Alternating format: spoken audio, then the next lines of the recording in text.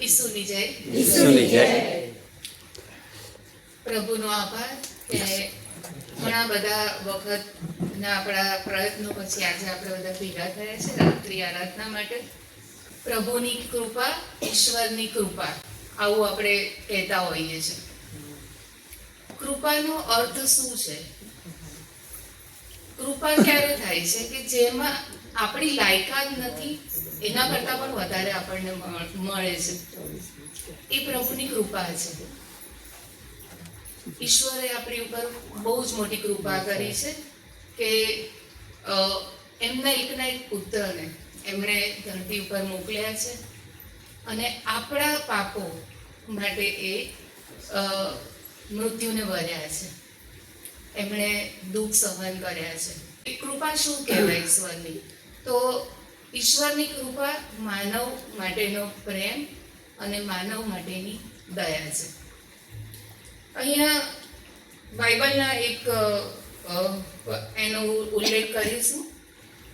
રોમ 5:8 કીધેલું છે, પરંતુ ઈશ્વરના આપણા પ્રત્યેના પ્રેમનો પુરાવો એ છે કે આપણે હજી પાપીઓ હતા ત્યારે જ ખ્રિસ્ત આપણે માટે મૃત્યુને વર્યા.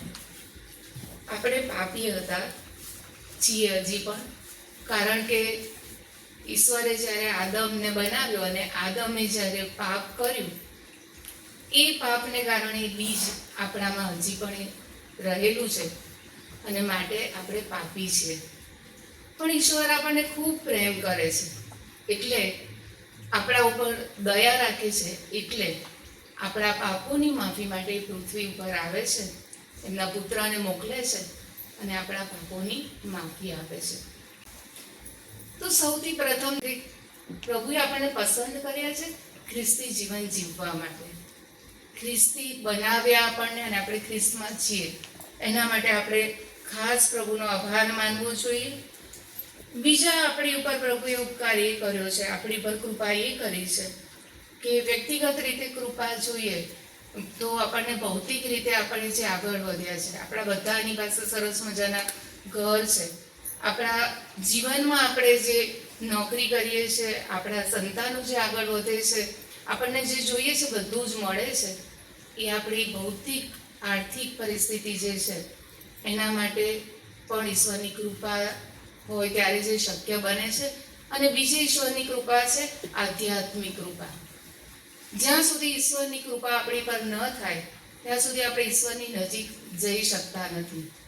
આપણે ઈશ્વરના વચનોમાં રહેવાનું છે, ઈશ્વરને ઓળખવાના છે, પણ ઈશ્વરની કૃપા આપણી ઉપર થાય ત્યારે જ આપણે રસ્તે જઈ શકીએ છીએ. બીજા એક એફેસસ 2:8 એની કૃપાથી જ અને શ્રદ્ધાને કારણે તમારો ઉદ્ધાર થયો છે, એમાં તમારું કર્તૃત્વ નથી, એ ઈશ્વરની બક્ષિસ છે. તો એમાં હું મારું એક એક્ઝામ્પલ આપીશ કે મારા જીવનમાં પણ મને જે કૃપાઓ મળી છે, જે મારી લાયકાત કરતાં વધારે. મારો સબ્જેક્ટ ગુજરાતી છે, જે બહુ જ બધા લોકો એ સબ્જેક્ટ લે છે અને એમાં નોકરી મળવી અઘરી હોય છે, છતાં પણ પ્રભુએ એ નોકરી મને અપાવી છે. મારા બાળકને, મારા સનને કેનેડા મોકલ્યો, એ પછી એના જીવનમાં પણ જે જે કંઈ તકલીફ આવી એ પ્રભુએ દૂર કરી છે. સરસ મજાના ઘર પ્રભુએ આપ્યા છે. આ બધા માટે ઈશ્વરની કૃપા છે અને એ બધા માટે હું ઈશ્વરનો આભાર માનું છું. અને આઈ થિંક આપણે બધાના જીવનમાં આવી કૃપા ઈશ્વરે કરેલી છે. ઈશ્વરનો આભાર.